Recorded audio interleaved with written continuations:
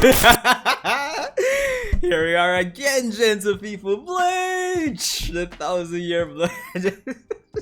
Yo, not gonna forgive me for foolishness, honestly. Because I saw the Bleach bottle and I said, this would be a stupid way to start the video.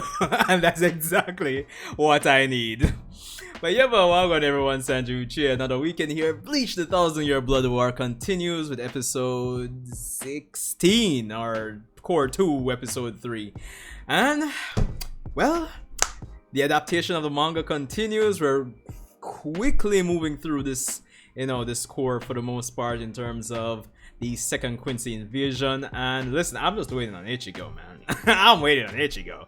But based on the screenshots and stuff I've seen from the episode, it seems we'll be getting a bit of Bankai retaking. But we'll see how it goes. Anyway, I've rambled on long enough. Of course, leave a like, subscribe, let me know your thoughts on this week's episode and my reaction and my review of said episode. Of course, you can definitely check out my Luffy Gear 5 teaser. Well, it's not an initial reaction, but something video that I did, that I had to post earlier this morning before going to bed. But anyway, respect. Hopefully you guys are having an awesome weekend, and yeah, let's just get into it. Bleach! As I was saying last week, you just feel like a majority of the Soul Reapers them just worthless, bro, honestly. It's only a certain niche or a certain group of them bad, honestly.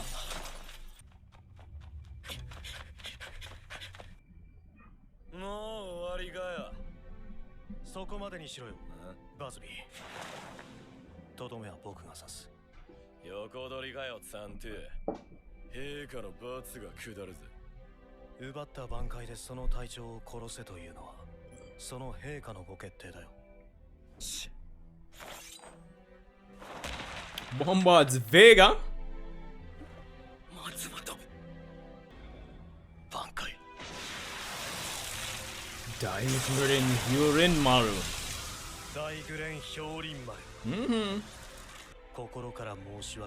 I really like how this is directed.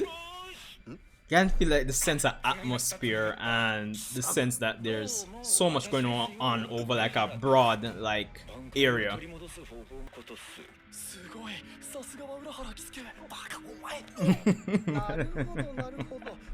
Once you yo dog, we're in the captain's presence. We can't make him know say yo, we actually rate Urahara.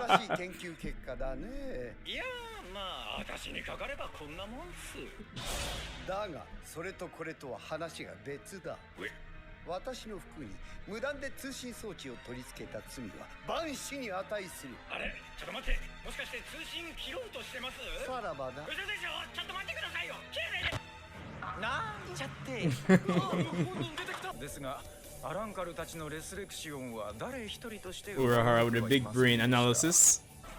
Quincy がアランカルに興味がなかったわけじゃない。事実。彼らは幾人ものアランカルを捕らえ、兵士として連れ帰っている。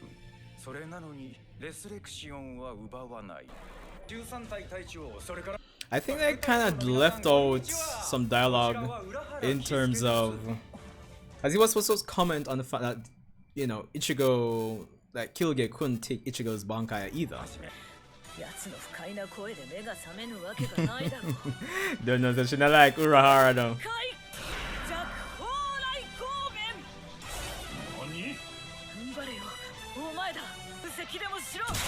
Yeah. World nuts.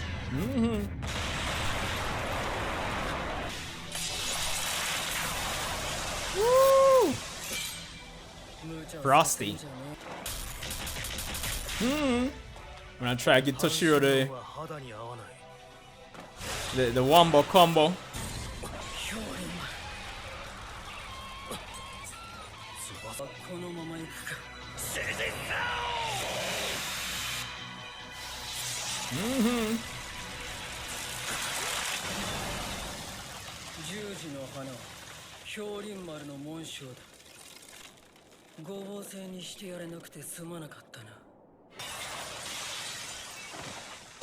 Too injured to continue, brother. Probably like the worst person them find him, you know. Ooh. Snapshot of Ulquiorra there. Yo!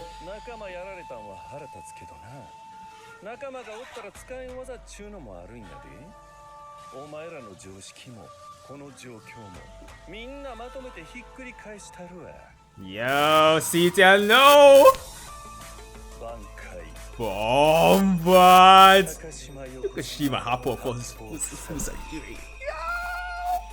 that you can't say it properly.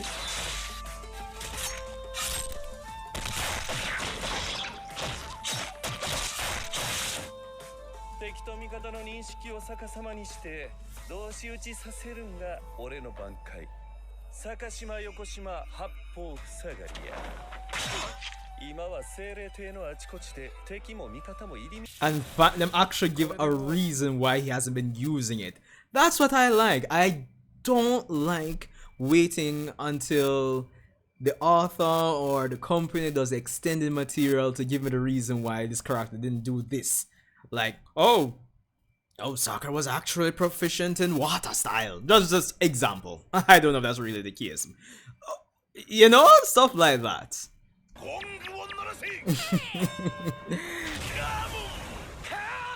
Stop it.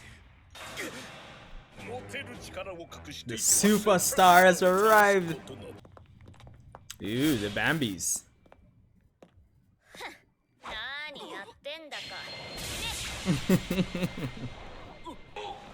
Yo, the man is back. The fresh upgrade too.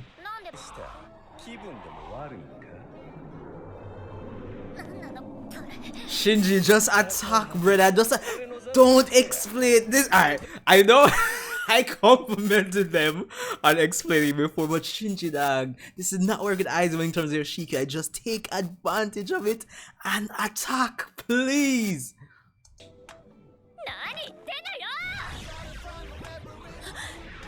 Okay, well on. What is this OST? What? I've never paused it. Am I hearing some Bleach? That was like a love song, bro. Oh, yeah. Yeah. Yeah. You are just here chilling.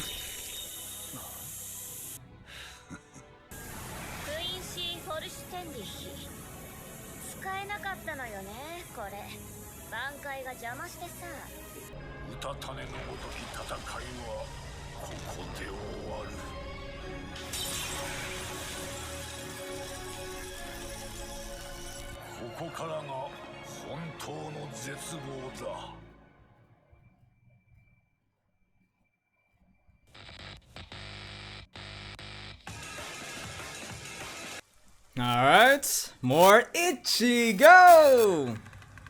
Cause I need more context for this training, man.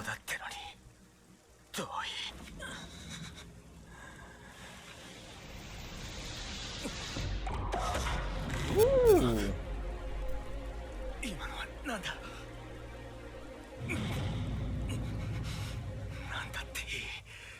That's what I like to call novel material, Ichigo.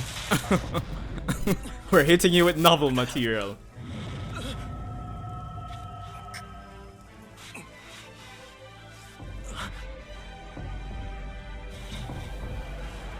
Ooh. Mutilation of the Soul King and all of that.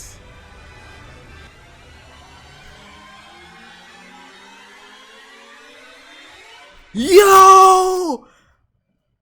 Voila! This is new. Ooh. Ooh. Ooh. How do I interpret this? Because these are like the almighty Soul King eyes? Transcendent leads? Bruh. No. Yo, they're doing the most the additional material, bro. We need more context, bro. More context. Alright, so that was Bleach the Thousand Year Blood War episode 16, and a solid episode. I just kind of skimmed through the chapters the episode was based on, from chapters 552 to 554, so 3 chapters. Definitely solid in terms of the pacing, to say the least. I know I was saying in terms of Kisuke's and Mayuri's, conclusions regarding the holifying of the Bankais and getting them back. I thought they had mentioned something about Ichigo in that section, but that wasn't the case. I must have been just confusing it with the initial, dialogue of Urahara when he had witnessed the fight between Ichigo and, Kyuuge, and he was saying, like, oh, I don't think they can steal Ichigo's Bankai, etc., etc. So that's pretty much it. Now, honestly, it was a pretty decent episode. I really like how it was directed, especially in those initial sections there. It kind of felt like you could really feel a sense of scope and it's not like the idea of just, showing the characters here and then showing the characters there. I don't know, something about it made it feel like there was a genuine sense. It gave us, the viewers, a genuine sense of, oh, this is a pretty large battlefield we're actually on. So I definitely love that. Now, of course, Mayuri, well, sorry, more so Urahara figuring out a way to get back the Bankais actually signals a very important turning point in this whole war, because of course the stealing of the Bankai was a major blow to the Shinigami in the first invasion, and now we're back and have the Shinigami, in addition to whatever training they might have done in preparation for the second invasion, are at an interesting phase where they could potentially level the playing field. However, the Quincy Volstanding, hopefully I'm pronouncing that right, is definitely another factor that might prove to be an upset. The Quincy don't seem to be bothered by the fact that the Shinigami have gotten their Bankais back, so it's like, we might as well still be at square one. So yeah, so the despair starts now, as Yuha says, and it's going to be interesting to see where the fights go after this. Now, as I said, the Bankais are back, and of course, Kisuke, Urahara, the man himself, big brain. I mean, we did see him doing experiments in Hyukomundo, so this is just a payoff for that for the most part. And I mean, seeing the banter between him and, Kurotsuchi Mayuri is always fun to see, because, Mayuri is always, I don't want to say, I go all the way in to say he has an inferiority complex when it comes on to Urahara, but he kind of just Urahara will kind of just want to keep him at a distance. Man, the best thing since sliced bread. Yeah, so it was interesting to see that there's a subtle banter between them for the most part. But yo, you put a communication device on my clothes, bro. Listen, that's all right. So that was cool to see, and just the dialogue between them, to say the least, in terms of the dynamic between two different scientific minds and them assessing the situation when it comes on to the Quincy, to say the least. That was good, because of course Urahara figuring out how to get back the Bankais is one thing, but Mayuri kind of adding to that for us, the audience, and our benefit to figure out that of course hollows are poisonous to Quincy. And of course, if we even go back to the finale of Core 1 in terms of Ichigo's experience of flashback with them, we can probably piece that together from there for the most part. So but seeing it kind of re-emphasized here and tying it back into how they actually get back their Bankai makes sense. So I definitely like how it actually comes together when it comes on to that narrative thread there. And of course, as I said earlier, the Shinigami have their Bankai back. Toshiro has Daigyur and Hyurin Maru. Of course, Soifon has her Bankai back, etc., etc. So that was cool, and just seeing them kind of change the face of the battle for the most part. So yeah, I definitely can't complain about that. Now, I think one of the big things when it comes on to this episode is the additional material, Shinji's Bankai. Bro, listen, I'm not even going to attempt to try to remember the name right now, but it's pretty cool, I'm not gonna lie. And it's good to see that additional material be shown in the anime, man. I'm all here for those changes, honestly, because they really make the 1,000 Year Blood War feel much more complete compared to the manga version. And as I was saying during my reaction, I like getting, even though it's conflicting views from me in terms of the episode, but I do like seeing, him finally use his Bankai and we get a reason why he doesn't use it, and we showcase, okay, it's believable. It's not like I was saying in the reaction. It's not like, oh, we find out years later in some data book that this is why he doesn't use it. Include it in the story, man. Like, please. It makes it feel more organic, natural, believable. But when you're telling me this man had this ability in some data book years later, and then there was no credible reason why they didn't use it in story, yeah, that's kind of like a turn off for me, honestly. So I'm glad, Kubo or the studio or two of them working together in conjunction, etc., decided to include that, because it was a perfect time with all those soldiers, all the Quincy soldiers that were there and things. So yeah, granted, I don't think Shinji got his Bankai stolen anyway, but it is what it is. So that was a nice addition, to say the least. Komamura coming back in, that was awesome. I believe next episode should be the big, Komamura versus Bambietta. So that's going to be fun, and he's back in his helmet. So I wonder what could be underneath his helmet, or what did his training really and truly involve beyond what we initially saw with his grandfather, I believe. So this is going to be interesting. Not a lot of stuff to look forward to when it comes on to the next episode. So that's going to be interesting. Now, the OST that was used between when Shinji was fighting Bambietta, yo, that was almost erotic, dog. like it was a love song. I was not expecting that. I loved it, but I was not expecting that. It's like Shinji was kind of like, the song just made me feel like Shinji was like kind of seducing Bambietta. Like, yo, where is this love song coming from? At one point, man, I said, wait, hold on. Like, do I have something else in the background playing? If I pause it? No, man, this is coming from the episode. So, yeah, that was wild. I'm not gonna lie. So, that was good. Of course, the Shinigami turned the tide of the battle. Cool. But as I said, both standing. So it's almost like, yeah, we got the Bankai, but we're almost back to more or less square one. I mean, we have, fights going on. Is it mask the masculine? Mask the mask? It should be mask the masculine. And GMs, good to see them in action there as well. But all things considered, between the banter between Urahara and Mayuri, nice, love it. Awesome use of their character.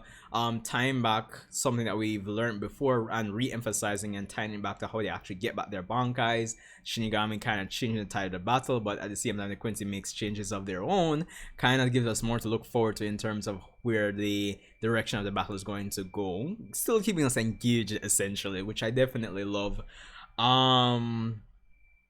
Of course, I think one of the big things is, apart from, again, Shinji's Bankai, good, love the additions, but the post-credits with Ichigo. Listen, I need more details in terms of this training, because it just seems like, okay, this is an era that's only auctioned, or, it's only given access to by the Soul King for special purposes. Ichigo's in there. It seems like there's this special Reiatsu or spiritual energy there, which if you can manage to walk or get used to walking in it, you'll get more powerful, I suppose. Or it's kind of indication of being a transcendent being, because looking at it now, a lot of the flashes that we got in that post-credit scene are stuff that are referred to or referenced from the novels. So Ichigo just got hit with novel content, not just us, which is I find funny.